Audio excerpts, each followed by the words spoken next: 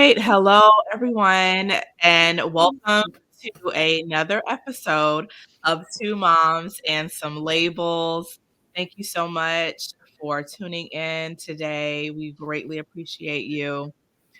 Two Moms and Some Labels is a platform created for families and caregivers caring for a child with a disability to come together in a shared space to commune, network, and gain ideas on how to persevere through challenging times. I am your host, Brittany, And and I'm Nicole. we have a special guest today. Today, we are going to be talking about IEPs. Oh my gosh, that is such a burning topic, especially with school about to end and the new school year coming in and Mhm. scholarship changes and everything just going on with the school system. So, we are talking Yes. about IEPs today, and today our special guest is Meagan Avitable with Let's Talk IEPs. And I'm going to let her introduce herself, take it away, and we'll take it from there. Hi, so I'm Meagan Avitable. It's time to talk IEPs, and I've been a special education teacher for almost 10 years, and every year I found myself wanting more for my students. I wanted to get them more services, more support. But as a teacher, you're kind of under the thumb of the school administration, and they're under the district's thumb, and so on and so forth. And so I decided to start my advocacy business. And since starting, I have been able to get some great services and supports for some kiddos that the school was not offering, that the school did not want to offer because it costs money or because it takes more resources, Mm. including, more teachers, more help.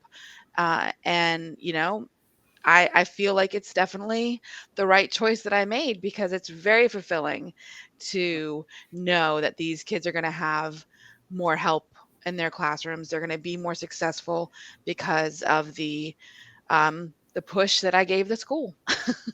Mhm. I love it. Yeah, I think we definitely need that because, well, before we get into all of that, can you tell us exactly what an IEP is before we even talk about get further into IEPs? Yes, Yeah. so an IEP is an individualized education plan, and it is written for students who are struggling academically, behaviorally, medically, who have shown that need in the school setting. So it's not necessarily that they have that need at home or that it's been diagnosed by a private physician, but that the school has observed these struggles and they decide that the student would benefit from having an individualized education plan. Wow. Okay. Yeah, so you pointed out that anyone can get an IEP that is having any of those different, issues or problems, delays, or anything going on, then they can be evaluated for an IEP. What is that process? So, in order to obtain an IEP, or even just to be considered eligible, because really that's the first step, the school will want to put you through the RTI process, or they may call it MRT, they may call it MTSS. It is basically their data collection time. So you will have like a target goal or target behavior or target Mhm.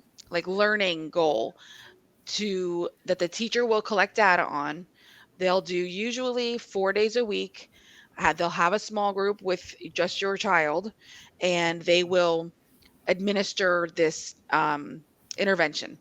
And if after the term, it's usually about 6 weeks, if after that time the data shows that there is minimal progress being made or that there's just some, but it's not at the point that they would like it to be, then they will say the next step is evaluation.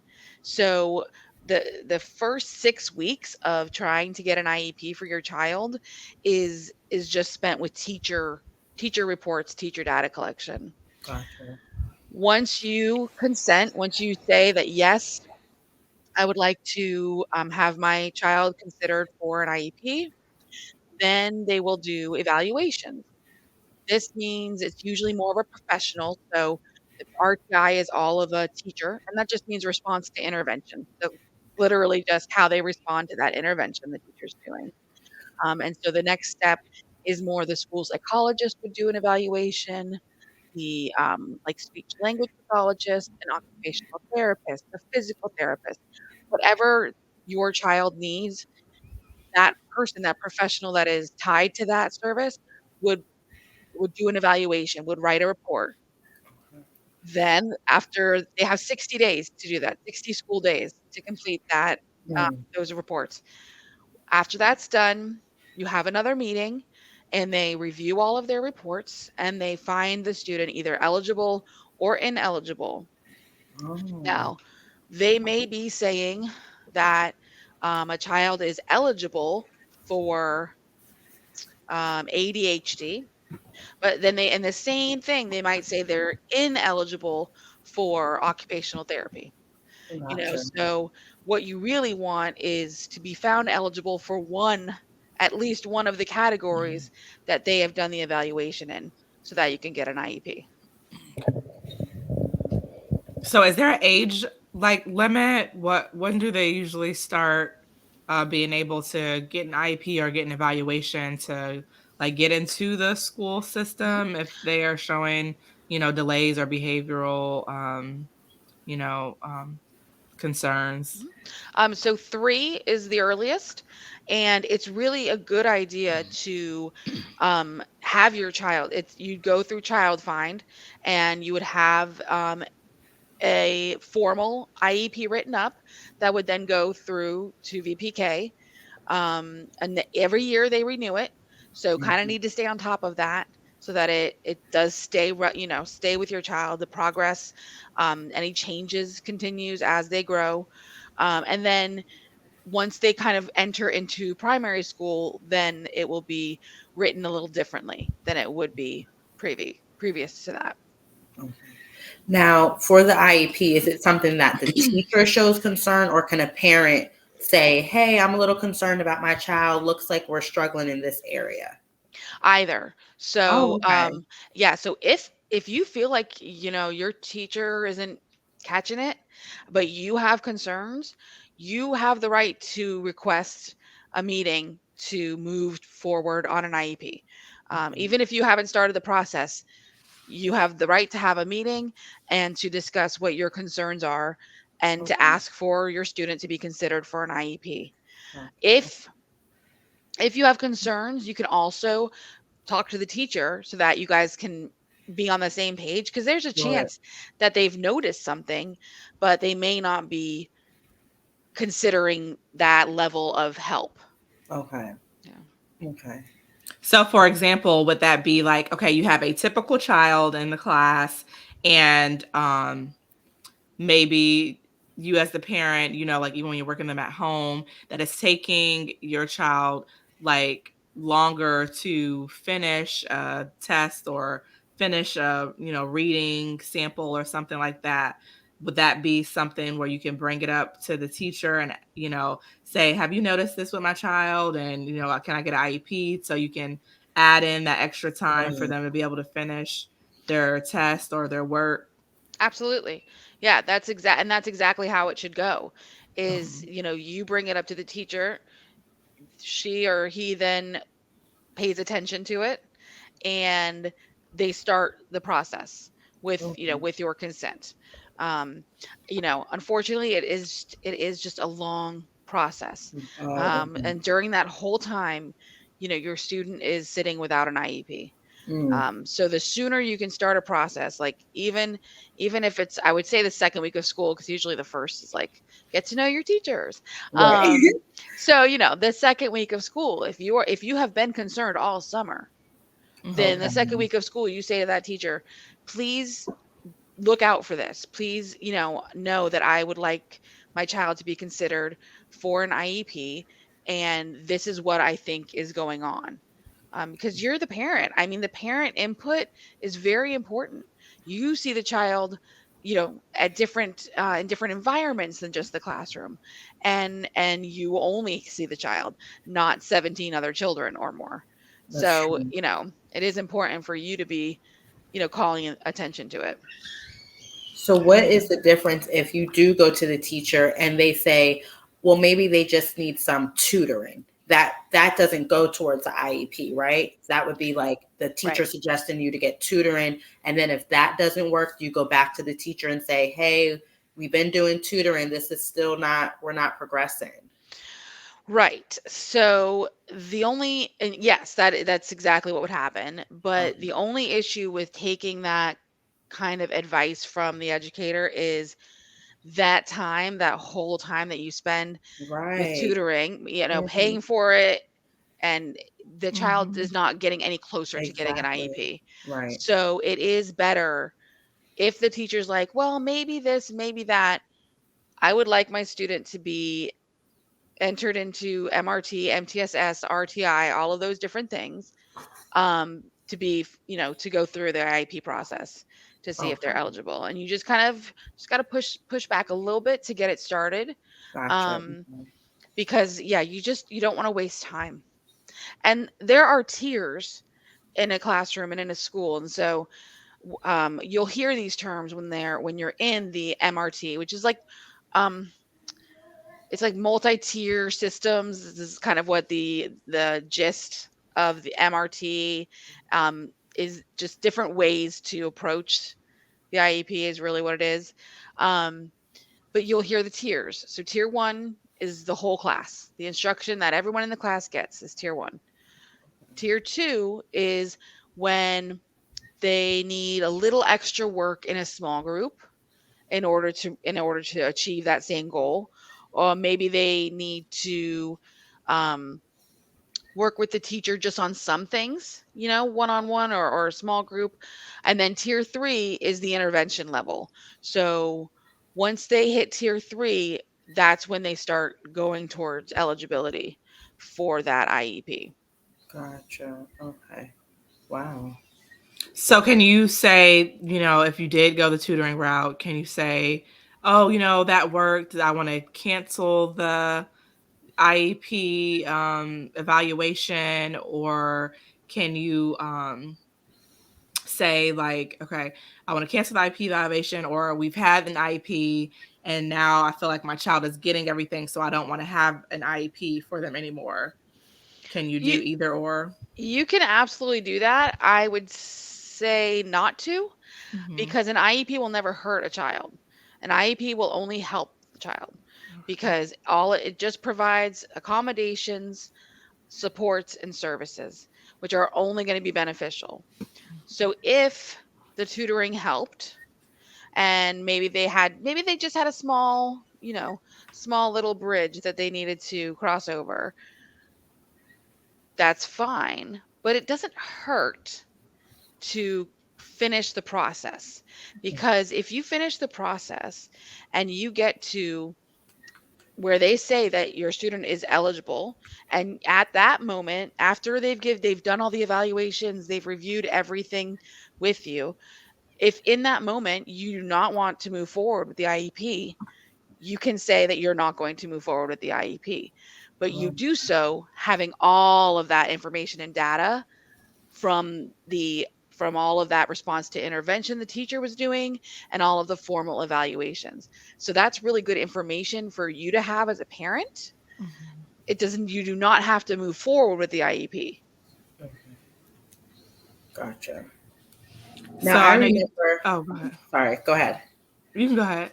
Okay. I remember there used to be like a stigma towards an IEP. Now, my son, of course, is in a different part because he's in the ESC program. So I think everyone there has an IEP. But when you get to general, I heard that a lot of parents don't want their child to have an IEP because they don't want their child pulled out of classrooms or picked on. So is that still how it works? I remember, years ago, I don't want to tell my age or anything, but kids were pulled out for like extra math or reading. Is that still how an IEP works? So it doesn't have to be. So Okay. yes, a child with an IEP, if they receive direct instruction, that's usually because there's a bigger gap that they need to bridge. Okay. And so, for example, if they're in third grade and they can't add and subtract single digit numbers, that's a big gap because in Okay. third grade, you're starting to get into multiplication and division. And so your number sense needs to have progressed.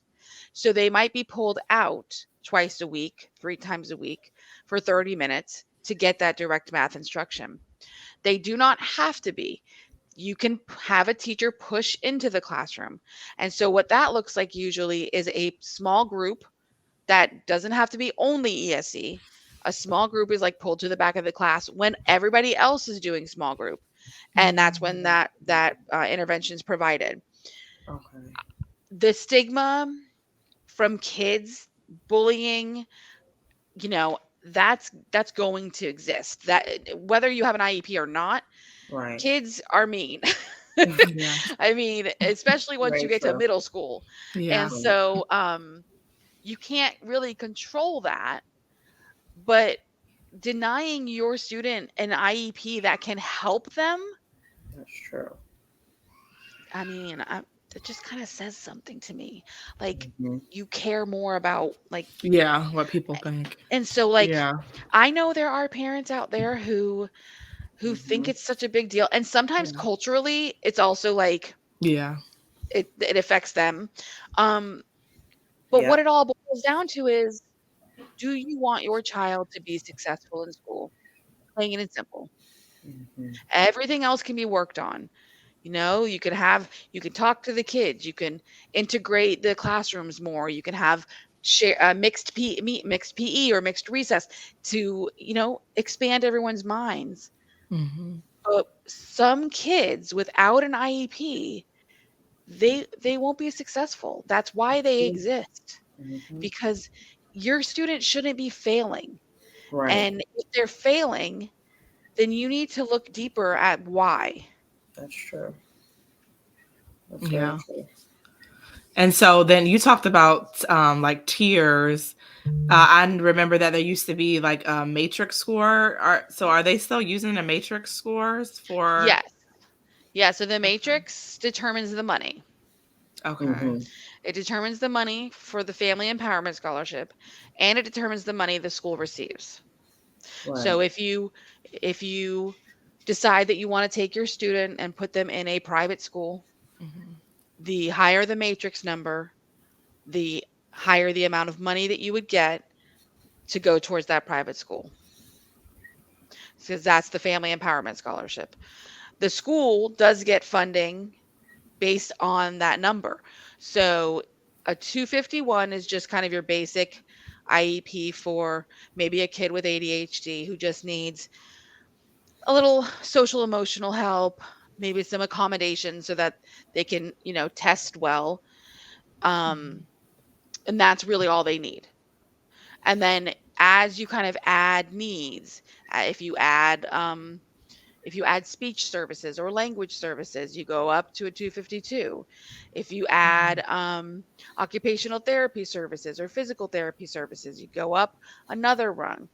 And then if you have a section and each, or if you have like each, there are domains. So there's curriculum and learning, social emotional, health, communication.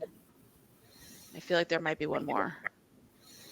And in each of those domains, there are levels based on what kind of need you have. So Hmm. let's say curriculum and learning.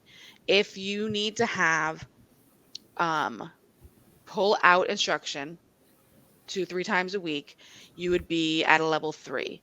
If you Mm. only need help maybe once, twice a week, oh, independent functioning, that was the last one. Oh, if you only need help once or twice a week, you might be at a level 2. So if you're at like a level 3 in every domain, then you're going to Hmm. be, one of the higher numbers up there. Right. But for parents, I mean, it is helpful to know your matrix number, but it's not really something to kind of dwell That's right. on because really Mhm. you can't like change their needs, and the school is going to want to give them the majority of services that they need. Sometimes they need a little push. That's what I'm here for. But usually it's not so extreme that it'll change the matrix. Okay, gotcha. Wow, great Yeah. info. So, with them changing, with the state laws changing, regarding the scholarship, the new bill that they passed, is that going to affect the scholarship, in any way for kids with disabilities? So they took out 504s. So it used Oh, to Okay. be if you had a 504 as well, and now that's no longer there. Um, but other than that, I think also the amount of funding has gone down, mm, but Wow. it's still important if you're considering, any kind of a move to apply for it and see what you can get. okay. And then you said they took the 504 out. What was the 504 anyways? It Because I don't used to think I ever be, really understood what a 504 plan was. yeah, so a 504 is like more of a medical diagnosis based plan. Hmm. So if you have a diagnosis of autism, but you're like very high functioning, and so you don't need a full IEP, but what you do need are some accommodations on assessments. So you Um, need extra time, or you need to be able to get up and move, or you need to be able to sit somewhere that you prefer, things like that. Then you walk in with a physician statement, and Mm. you can walk out with a 504 same day, Oh, oh, because wow. it does not take all the data. It does not take the evaluations, because it only gives you accommodations in the classroom and state testing. It does not give you any support or services. So there's no ESC teacher that works with you. Um, you can you can have a speech language IEP just for that, and you can get accommodations onto that. So like really, the 504 is if you have like, I mean, I hate to say this, but if you have like one exceptionality and you just need help on tests, that's what a 504 is. And they used to offer Mm. funds for those students as well. So now they want everything basically to be data proven. Is that what I it think is? so. I think that's what they're Yeah. saying is that if you have, well, and usually with a 504, you're not usually like a difficult case, so okay. um you're not usually as there's not usually as big a need, things like that. So I think too they wanted to spread the funding to the higher need population. Wow. I think. I mean, I don't know for sure. Wow. Yeah. Wow, it's interesting. Yeah. And I know, so from my experience with IEPs and just going back to what you were talking about when we first started, with you being the support for the parents to be able to like push for those services that they need and should have.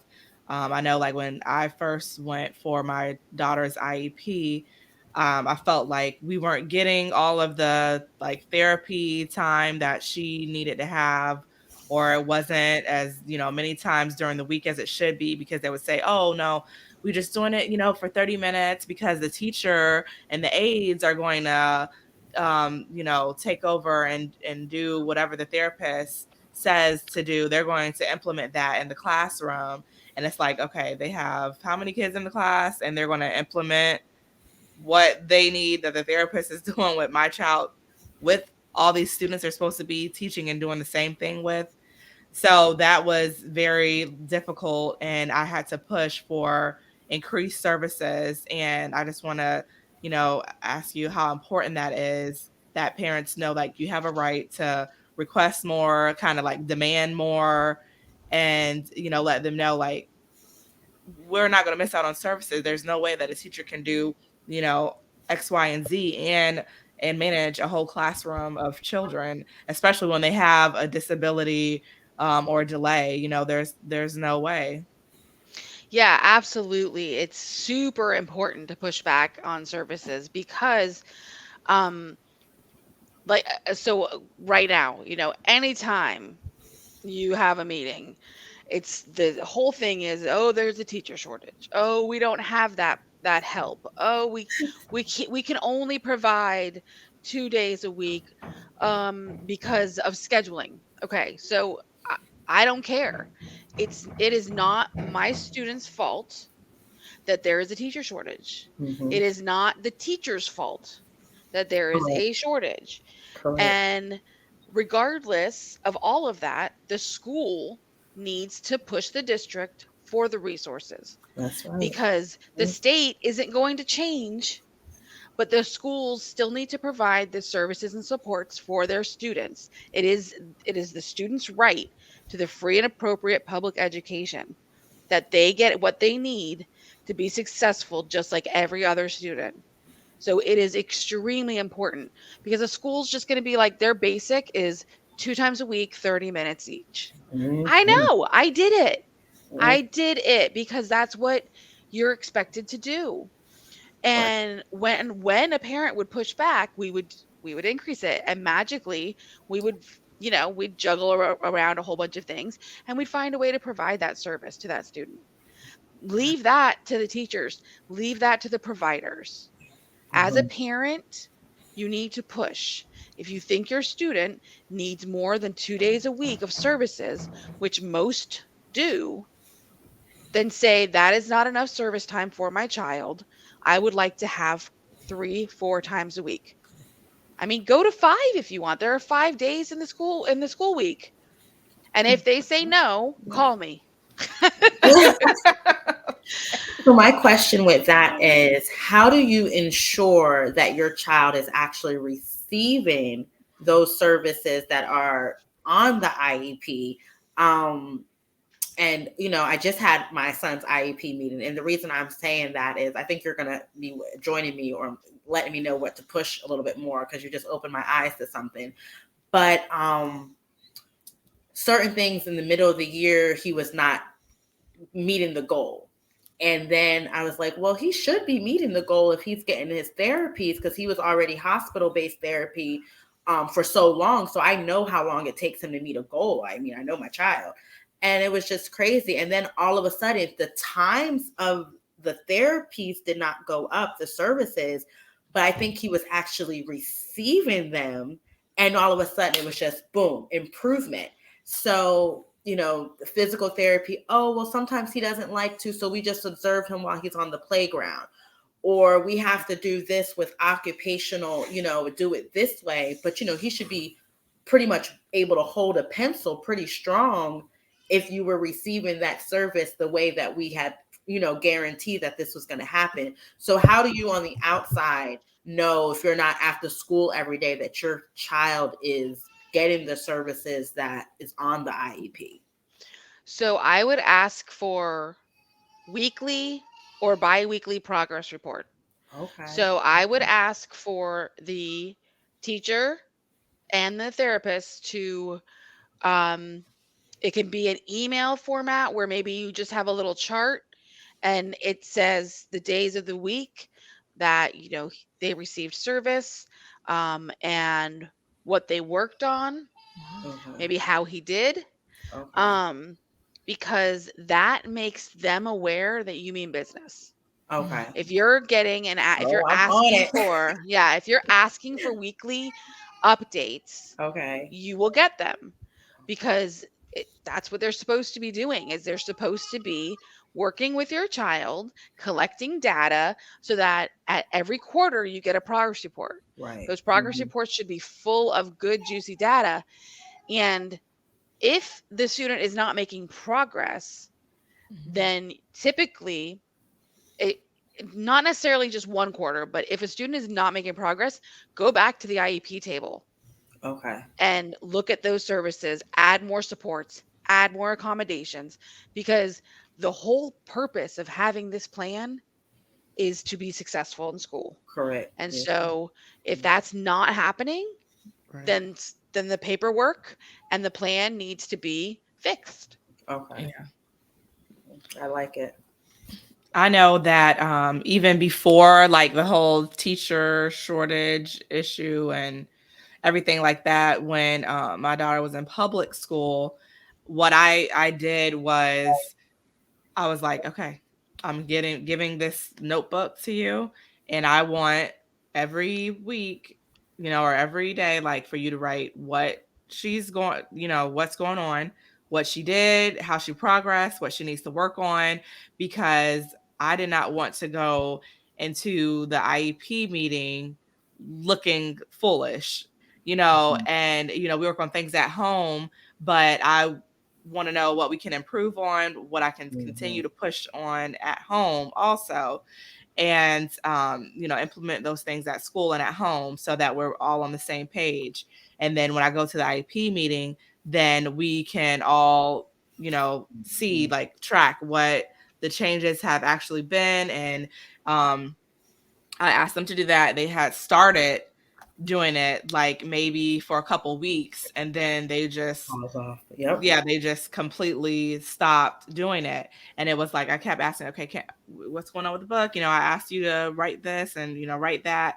And so it just became like a big issue for me, because every time we're having this IEP meeting, and then I'm not knowing what's going on at school and what they're working on. Is she Mm-hmm. really getting her therapies? And so then I had to start going and sit in the class at the time when you were able to. Like, I would have to go and visit and sit and see what's going on. Mm-hmm. And it got to be a lot, and I had end up pulling her out of the public school, but that was part of the reason why. But just as a parent, it's so important to advocate for your child. And also, like Megan said, let them know, like, you mean business. This is the plan that we have. This is what we're going to follow. This is what is meant to be followed. And if it's not being followed, like, you guys are receiving all this money at the school, what's going on with it? Like, Right. why is my child not Ton improving? of money. Oh, don't even start me on what they do with the money.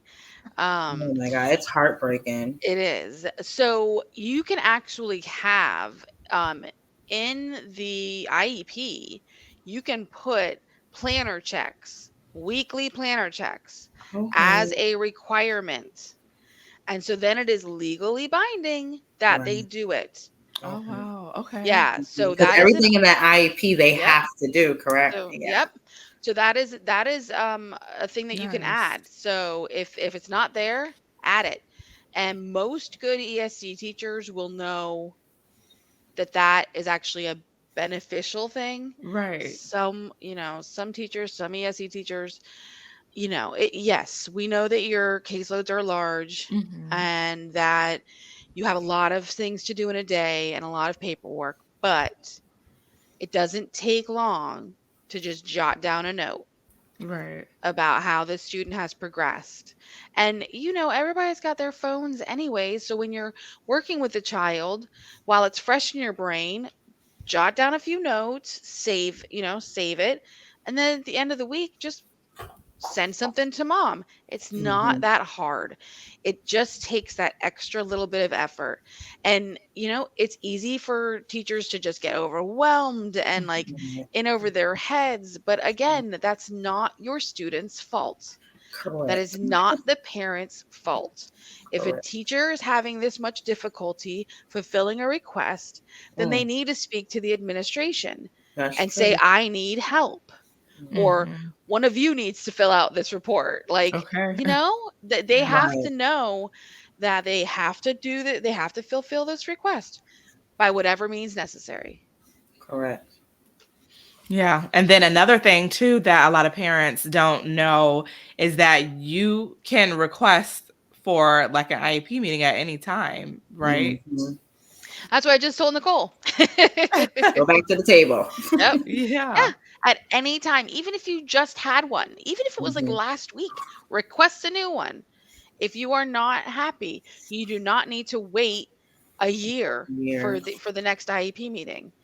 Honestly, you can request an evaluation before the 3 years is up. So every 3 years, Oh, you get a reevaluation. So you have the option of having new evaluations done, new reports to see, kind of where they are now based on where they were then. But you don't have to Oh, wait 3 years. okay. I was If just you about to ask, do we do another evaluation? if you Okay. want it, yeah, so every 3 years is set. If you want Okay. one sooner, just ask. That's what a Oh, lot of parents don't know is yeah, I didn't know ask. that. And I bet you guys don't know that if you disagree with the evaluation, with what it says, that you have the right to request an independent educational evaluation. And that's it from an outside professional. Mm, And if they meet the requirements from the school will have to pay. Mm, mm, So that is something big that a yeah. right. lot of, and that it's in the procedural safeguards, right? So like how many times have you guys both said uh like, no, I don't need them explained to me. I've read them, or you know, Right. every meeting you get the packet and it's big Yep, you do. and it's a lot of words and Mhm. it's a lot of the technical jargon that is used. Well, that's why I started a series on TikTok, although Okay. it's everywhere now, but on the procedural safeguards. So I am breaking it down into like each little piece into like 2-minute increments so that parents can know what they say. So that when you're in a meeting and they say, do you want your procedural safeguards explained to you? You can actually say no because you do actually know what they say. Mhm. So Mhm. does that Whatever. apply for, like, if your child has not been to Child Find yet, are you able to go and get an outside evaluation to be able to get them placed into a school?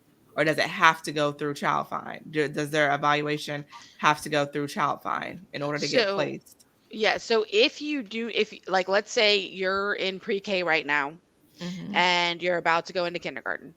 Um if you do not have an IEP, then you will have to go through the whole thing. The Mhm. starting with the RTI all the way up to the initial, and they won't start it until beginning of kindergarten. So that's why I say it's easier to get it started earlier. Now, if you're in a St. Johns County VPK classroom, you can start the IEP process there. So you don't have to wait to get to kindergarten. So like if you didn't go at 3, but you want to go at 4, Mhm. you know, that's also an option. Okay. And then so if gosh, I'm trying to remember what I was going to ask you. All right, so if you have the IEP, then you have to go through the process when you are, as soon as possible, preferably at 3 if you know that your child would need that. Okay, so with the hospital homebound, is it the same, like, process, and as far as the services and, you know, wanting increased therapies and things like that? Like, is that all the same progress? Because I feel like for a lot of kids that I have seen with the hospital homebound, I feel like they are missing out on so many services, and they're not getting what they're supposed to be getting from their IEP. Yeah, I mean, it that's correct because they aren't held like as accountable. Mhm. Um and I think that if a parent pushes that they will have to find the therapists and they'll have to find the teachers. Um I once did hospital homebound and I I was expected to basically give a full day of curriculum in a 30-minute session. Wow. And it's like I just wasn't enough. Right. Mhm. And, I mean, the reason that kiddos are in hospital homebound is so important for them that I think that whole system needs to be like evaluated Yeah. Mhm. because it's I so agree. hard to get it. First Yeah. of all, like it's really difficult to get the hospital homebound services. Oh, okay. I They didn't know that. they want to push you into being in school as much as possible. Oh, Yeah, so then once you can get it, then you just have to stay on top of, Your documentation. okay, yeah, this is Uh-huh. how often they've come this week, and this is how often they should have come. And Yeah. then, well, wow. hold them accountable. Same thing. Track the services. Wow. Mhm. I didn't know it was difficult to get hospital homebound. Yeah. Okay. Well, you just really the need, like some some kiddos have, really, really, really bad allergies. Like it's, life Right. or death kind of allergies. And that's a little harder for hospital homebound to say okay to. So you have to push. Oh, okay. You have Okay. to push because, there are the extreme cases, of course. But if it's less extreme, but still just as necessary, Gotcha. you just Okay. gotta push the school. Wow. And so I wonder if it's like that also too because of them having a shortage, not having enough teachers, to go out into the field to, be able to teach the kids. Of course. Yeah. Yeah. Wow. But again, that's not the parent's fault. Right. That's not the That's right. student's fault. And Yeah. the unfortunate thing is not every parent knows to do this. Yeah. And so Mhm. that's why it's really important to get more word out to parents saying, push back. Yeah. Like, you don't have to accept what the school is saying. That's really what it all comes down to. And Yeah. don't trust them. Like, Mhm. you grow up thinking that you should trust the school and the Right. teachers because Yeah. they all have the best interest of your child at heart, right? But it's not the truth. No. They have the best interest of the district and the Hmm. best interests of what the state says, Mhm. um and they kind of now, like, sometimes they're just going through the motions, Yeah. you know Wow. So what would you say to a parent that is maybe struggling or afraid to come forth and push back and say, "No, I'm not happy with how this is going," or "My child needs more of this," or, "My child is not where I, expect them to be at this point with the services." Like, how do you encourage or like what would you say to those parents that are having that hard time, kind of stepping up and voicing their opinion? I would say that is why I'm here. That's why I am in business, Mhm. because I will push for you. And a lot of parents, they don't want to be the bad guy. They're like, "Oh, I want my kid to be in school here through, K through 8. And I don't want to be like judged as the pushy parent Right. or, Uh-huh. or aggressive." And um let me do that for you. Let me be in the meeting with you and listen to what the school is saying and disagree for Yeah. you. You don't have to be the bad parent. You should be the parent with an advocate because they take that seriously. And Hmm. that's, whether it's me or anybody else that's an advocate out there, Yeah. they take you seriously when you have one. Right. So Mhm. if you aren't comfortable with all of the jargon, if you're not comfortable pushing back, that's literally why advocates have businesses, because, that's our job. Yeah. So, how would a parent get in touch with you to be an advocate? So What they would the process? can they can find me on all social media platforms, Time to Talk IEPs. My website is timetotalkieps.com. Okay. My email is Megan at timetotalkieps.com. Um, so yeah, so just put that in a Google search and you'll find me. Okay. So they just reach out to you and say, "Hey, I have an IEP meeting coming up." Absolutely. I mean, you Okay. could send me a message in Facebook, like a message anywhere, and I'll set up a free call to chat with you about your situation to make sure I can actually help you. Because Okay. if, sometimes they're actually getting everything they can. Right. Very rarely, Oh. Very rarely. Okay. But, I'm very realistic. So if I review an Okay. IEP, or we have a discussion and what the parent wants, I really don't think they're going to be able to get, or it's going to be like a long-term kind of goal, then I say that. I'm not going Yeah. to I'm not the one that's going to go in and fight a battle that can't be won, because I'm not an attorney. If a parent wants to go that route, that's when when an educational attorney is important. But Gotcha. for me, I just know all of the ways to push the buttons and get what is realistically allowed in a public school. Mhm. Okay. Awesome. Awesome.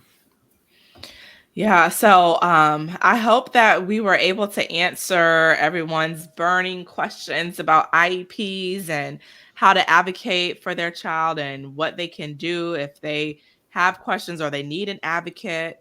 Um, Yeah. Taking away from this, it's best to start as early as you can if you know that your child is going to need, that extra support in the school system. And always make sure you voice your opinion. Do not think that what they tell you is what you're supposed to accept. Okay, they're trying to give you the bare minimum, that's what I say, and you do not Right. have to take the bare minimum. There's more, and if you push for it, if you speak up, then you can get what your child should have. And it's unfortunate that we have to push so hard and be that squeaky wheel, but over time, I know that I have grown to be okay with being that squeaky wheel, and that goes for all of my kids. So, when you go to that school, they're like, "Oh, Miss Cunningham, hi, how are you?" Yeah, we did that. That you're gonna know my name when I come into the school because I'm going to be the one that's CCing the administrator and the principal and whoever else. I'm CCing everybody on emails, but Mhm. it's okay because you're trying to get the best for your child. Your child is what it matters here the most, and we don't want them to be left out. We don't want them to be left behind. We want to see them succeed, and you as their parent should want to have the best for your child, and you deserve to have the best for your child. Um, so if you want to talk with Meagan more, make sure that you can Google her, go on her social media sites. Like she said, time to talk IEPs and get more information on how you can get a consultation with her. The school year is coming to a close, and we're going to be starting a new school year before you know it. If you're just getting into the public school system and you're lost and you're looking for some advice or help on where and how to get started, reach out to Meagan. I'm sure she can give you the right direction to go into also. And Nicole, did you have anything that you wanted to say? No, I just wanted to say thank you for all this information, and I will be in touch with you. So thank you. You are very welcome. I look forward to hearing from you. Yes. So thank you so much, Meagan, for coming on Two Moms and Some Labels today. We greatly appreciate you and this information that you have given us.